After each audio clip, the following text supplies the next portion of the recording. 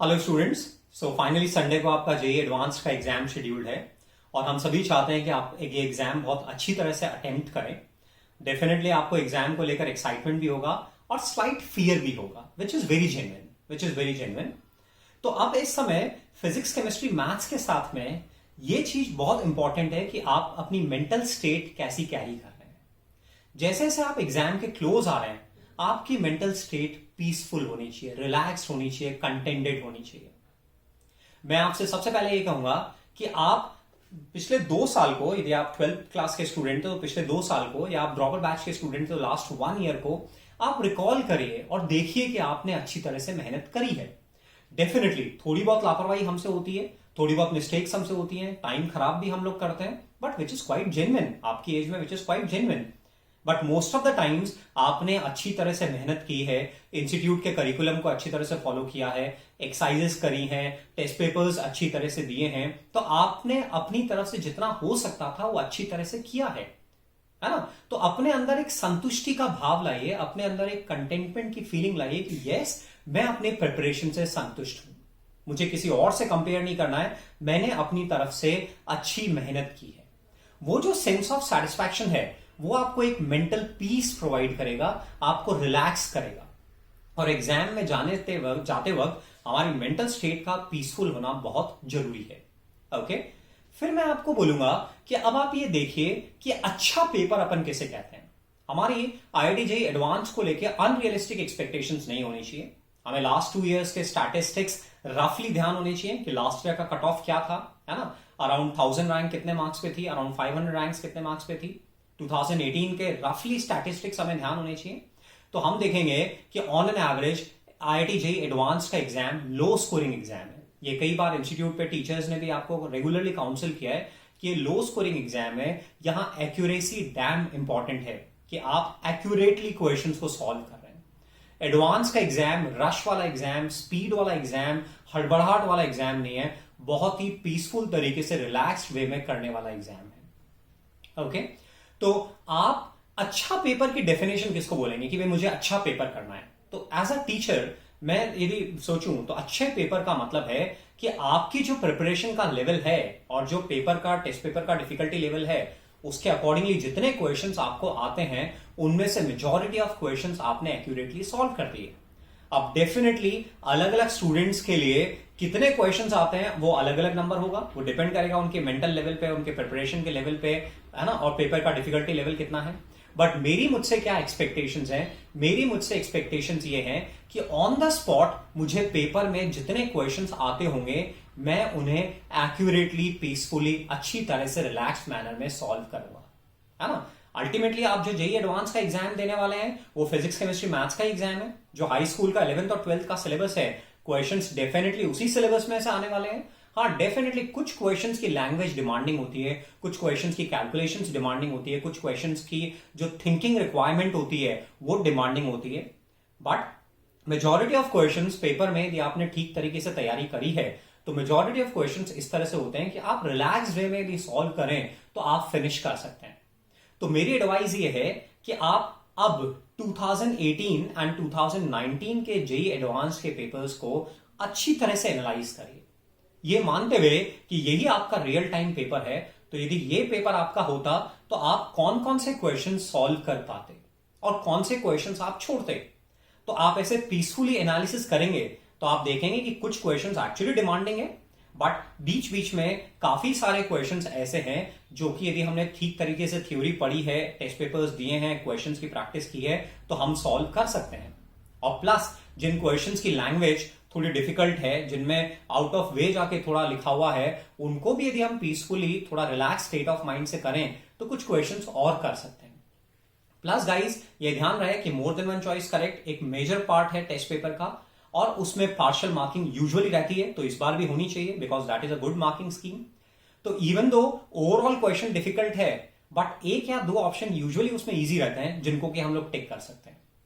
तो यदि आपके इंस्टीट्यूट के टेस्ट पेपर्स में लास्ट 5-10 टेस्ट पेपर्स में 60%, 50% के अराउंड या उससे कम स्कोर है ना, तो ऐसे में आपको एक्यूरेसी पे ज्यादा ध्यान देना है, थोड़ा रिलैक्स वे में करना है, क्वेश्चंस का सिलेक्शन अच्छी तरह से करना है, चाहे हम थोड़ा टाइम स्पेंड करें, बट ये इंश्योर करें कि हम क्वेश्चंस का सिलेक्शन अच्छी तरह से करें, जो डिफिकल्ट क्वेश्चंस हैं उनमें अननेसेसरी इन्वॉल्व नहीं हो, बहुत ही रिलैक्स वे में हम क्वेश्चन को रीड करें। अपने आप को अश्योर करो कि जितने भी क्वेश्चंस होंगे वो सारे हाई स्कूल के सिलेबस से ही होंगे और आपने उस तरह की थ्योरी पढ़ी हुई है। तो आप क्वेश्चन को हमेशा जब क्वेश्चन को रीड करेंगे, आप अनबायस्ड वे में अच्छी तरह से रीड करेंगे, 2 बार रीड करेंगे, थ्योरी से, कॉन्सेप्ट से रिलेट करेंगे कि कौन से सेक्शन से, कौन से कॉन्सेप्ट से यदि क्वेश्चन है, और यदि आपको कॉन्फिडेंस है कि वो चीज कर सकते हैं आप, तो आप आराम से रिलैक्स वे में अटेम्प्ट करिए। और आपको लगता है कि नहीं ये मुझे नहीं आ रहा, इसमें थोड़ा डिफिकल्टी है, तो अननेसेसरी क्वेश्चन में इन्वॉल्व नहीं हुई। तो इस तरह से स्टेप बाय स्टेप आप एक एक क्वेश्चन करते जाएंगे। बिलीव मी, 3 आवर्स के ड्यूरेशन में आप मेजॉरिटी ऑफ क्वेश्चंस जो आपको आते होंगे आप वो फिनिश कर देंगे। तो अपने आप को अश्योर करिए कि टेस्ट पेपर्स में क्वेश्चंस वही सिलेबस से हैं जो आपने पढ़ा हुआ है। मिक्स्ड वैरायटी होगी, कुछ डिफिकल्ट होंगे, कुछ मीडियम डिफिकल्टी होंगे, कुछ आसान होंगे, एंड मुझे अपने लेवल के हिसाब से उस समय जितने क्वेश्चंस आते हैं वो अच्छी तरह से करने। तो इस तरह से आप अपनी रेगुलर काउंसलिंग बार बार करते रहेंगे कि एक तो आपके अंदर सेंस ऑफ सेटिस्फैक्शन है अपनी तैयारी को लेकर, है ना। दूसरा, आप बार बार अपने आप को अश्योर कर रहे हैं कि पेपर इसी सिलेबस में उसको होगा, क्वेश्चंस का लेवल जिस तरह से हम टेस्ट पेपर्स देते हुए हैं उसी तरह से होगा। यस ऑफ कोर्स कुछ क्वेश्चन डिफिकल्ट होंगे, बट मुझे वो ऑन द स्पॉट पढ़ने हैं, कॉन्सेप्ट से रिलेट करने हैं। यदि हो रहे हैं तो मैं सॉल्व करूंगा, और नहीं हो रहे हैं तो उनको छोड़ के मैं आगे बढ़ जाऊंगा। मुझे बिल्कुल भी जरा सा भी ऐसे हैसल नहीं लानी है, हड़बड़ाहट नहीं लानी है ना। आराम से, इत्मीनान से मुझे पेपर सॉल्व करना है। तो 2018 और 2019 के पेपर्स को प्लस इंस्टीट्यूट के लास्ट 2 पेपर्स को आप अच्छी तरह से एनालाइज करिए और देखिए कि आप किस तरह से अपने क्वेश्चंस को अटेम्प्ट करेंगे। Guys, year two year very करता है। कभी फिजिक्स डिफिकल्ट रहता है एक्सेप्शनली, कभी मैथ्स डिफिकल्ट रहता है एक्सेप्शनली, है ना। तो फिर से मैं बोल रहा हूं, पेपर चाहे इजी है, चाहे मीडियम डिफिकल्टी का है या एक्सेप्शनली डिफिकल्टी लेवल का है, मेरी मुझसे एक्सपेक्टेशंस क्या है?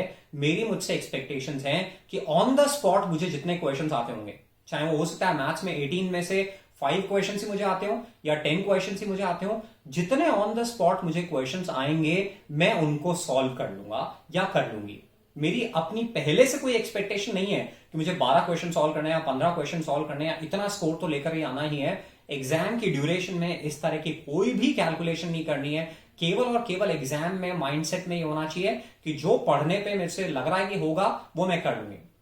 मैंने अपने लास्ट 20 इयर्स के करियर स्पैन में बहुत बार स्टूडेंट्स को देखा है कि मैथ्स का पेपर एक्सेप्शनली डिफिकल्ट रहा और उन्होंने बहुत अच्छी तरह से कुछ ही क्वेश्चन अटेम्प्ट किए, उनका सिलेक्शन हो गया, ठीक रैंक से सिलेक्शन हो गया। पेपर में एक्यूरेसी इंपॉर्टेंट है कि आप ढंग से पेपर को अटेम्प्ट कर रहे हैं। प्लस नहीं सोच रहे हैं यार कि पेपर डिफिकल्ट आएगा, आसान आएगा, मीडियम आएगा। भाई मुझे तो जितने क्वेश्चंस उस टाइम पे आते होंगे वो अच्छी तरह से सॉल्व करने। मेरी अपने आप से केवल ये एक्सपेक्टेशंस है कि मैं अपनी स्टेट ऑफ माइंड को पीसफुल रखूंगी और उस टाइम पे जितने क्वेश्चंस आते होंगे वो अच्छी तरह से सॉल्व करूंगी। और अननेसेसरी रिस्क नहीं लेंगे अनलेस कि हम बहुत हाई स्कोरिंग साइट पर हैं, हम बहुत हाई स्कोरिंग साइट पे है, हमारा कॉन्फिडेंस लेवल बहुत एक्सेप्शनल है तो बात अलग है। अदरवाइज अननेसेसरी हम रिस्क नहीं लेंगे। जिसके लिए भी थोड़ा भी अनश्योर है उसमें हम नहीं जाएंगे। या तो वो लॉजिकली रिलेट होना चाहिए, फ्लूक बिल्कुल भी नहीं होगा, कैलकुलेशन इत्मीनान से होगी, है ना। आई एम श्योर आप इन सारी चीजों को फॉलो करेंगे और इन 2 दिनों में आप अच्छी तरह से एनालिसिस करेंगे, आपकी स्टेट ऑफ माइंड और बेटर होने लगेगी, आपको थोड़ा रिलैक्स फील होगा, पीस फील होगी। और एक्चुअली एग्जाम में जाते वक्त ये स्टेट बहुत जरूरी है कि आप रिलैक्स फील करें। अब रिजल्ट की चिंता नहीं करनी है। हम किसी की एक्सपेक्टेशंस को, चाहे वो पेरेंट्स हैं, चाहे फैमिली फ्रेंड्स हैं, चाहे फ्रेंड्स हैं, आप खुद हैं, हम किसी की भी एक्सपेक्टेशंस को अपने सर पर लेकर एग्जाम देने नहीं जा रहे हैं। हमारा काम अच्छी तरह से तैयारी करना था, जो मैंने करी है।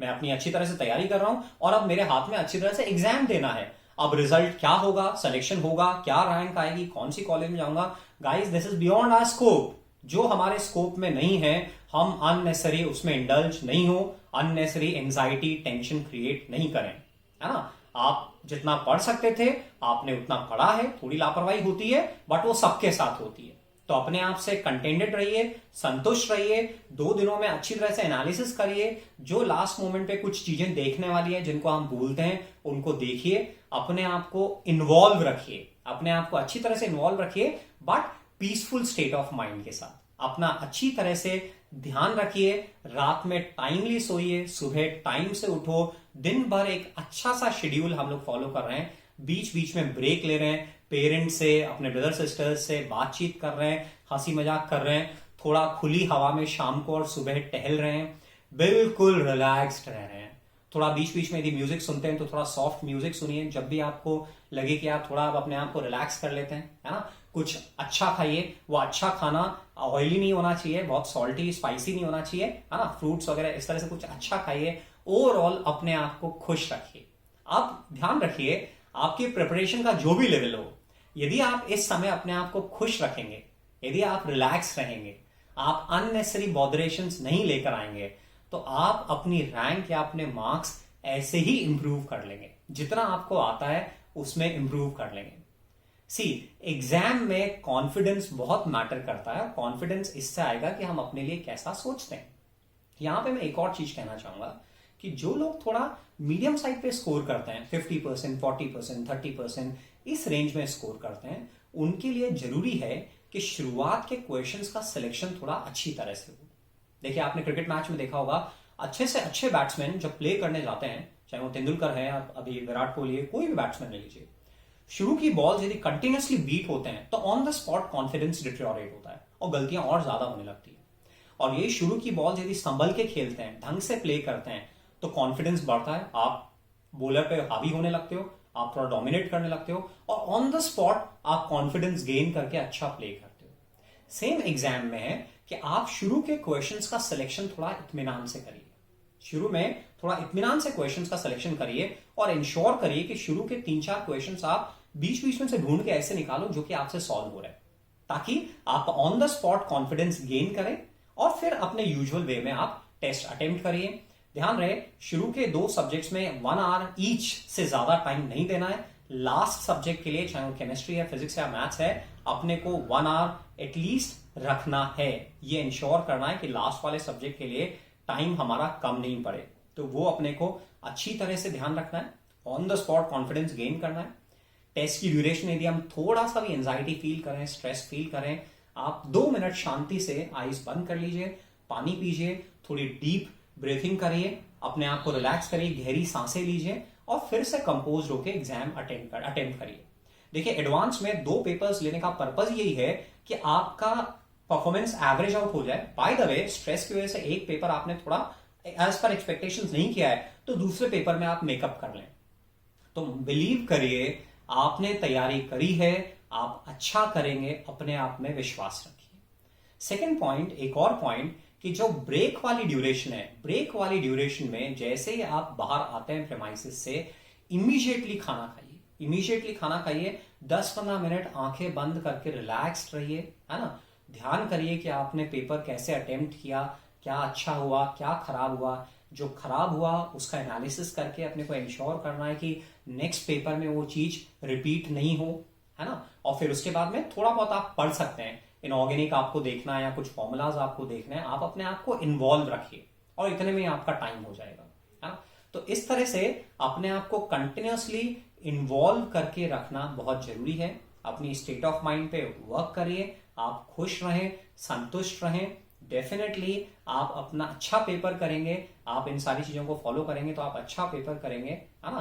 तो लास्ट मोमेंट पे मैं ये कहना चाहूंगा कि अपने आप में कॉन्फिडेंस रखिए, आप अच्छा करेंगे, आपने अच्छी तैयारी करिए और आप किसी भी मोमेंट पे, प्रेमाइसेस में एंटर होने से पहले किसी भी मोमेंट पे आप कुछ भी लेवल, कुछ भी टॉपिक से रिलेटेड आपने टीचर्स से बात करना चाहते हैं, आप इमीडिएटली टीचर्स को फोन कर सकते हैं। ब्रेक की ड्यूरेशन में, दोनों पेपर्स के बीच की ड्यूरेशन में भी यदि आपको लगता है कि मुझे अपने मेंटर से, मुझे टीचर से बात करनी है, आप स्ट्रेट अवे कॉल कर लीजिए, है ना। उससे आप थोड़ा अच्छा फील करेंगे, टीचर्स से बात करके आप अपना अच्छा फील करेंगे, सेकंड पेपर के लिए अपने आप को और एनर्जाइज कर पाएंगे। Okay, so guys, all the best, thank you.